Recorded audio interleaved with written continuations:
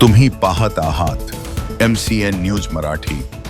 सरकारने सोने चांदीवरील आयात शुल्क 6% 15% केल्याने याचा परिणाम सराफा व्यावसायिकावर झालाय। बुलढाण्याच्या खामगाव शहराची ओळख सिल्वर सिटी म्हणून आहे। या ठिकाणची प्रामुख्याने चांदी ही देशभरात विविध दागदागिने आणि भांड्यांच्या स्वरूपात खरेदी केली जाते। आयात शुल्क वाढवल्याने सोन्याच्या दरात 10% तर चांदीच्या दरात 15% वाढ झाल्याने सोने चांदीच्या बाजारावर याचा परिणाम पाहायला मिळतोय। शिवाय पंतप्रधान नरेंद्र मोदी यांनी देखील 1 वर्ष सोने खरेदी टाळण्याचे आवाहन केल्याचाही परिणाम दिसून येत आहेत। MCN न्यूज मराठी करिता शेख अजीज मोहम्मद, खामगाव। केंद्र सरकारने जे आयात शुल्क वाढवलेलं आहे, तर आयात शुल्क वाढवल्याबरोबर सोन्यामध्ये 10,000ने आणि चांदीमध्ये 15,000ने वाढ झालेली आहे।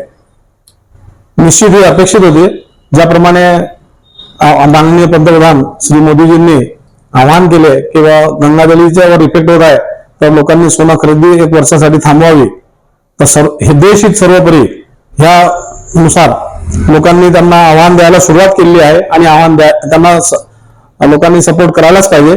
याच्या अगोदर सुद्धा माजी पंतप्रधानांनी असे आवाहन केलेले आहे, तर हे काही चुकीचं नाही आहे। ऍक्च्युली सोन्यावर 15% आयात शुल्क होतं, परंतु आमचे जे वित्तमंत्री आहेत श्रीमती निर्मला सीतारामनजी यांनी 15% वरून 6% आणलं होतं आणि आम्हाला त्याचा खूप चांगला इफेक्ट मिळालेला होता, चांगली ग्राहकी वाढली होती।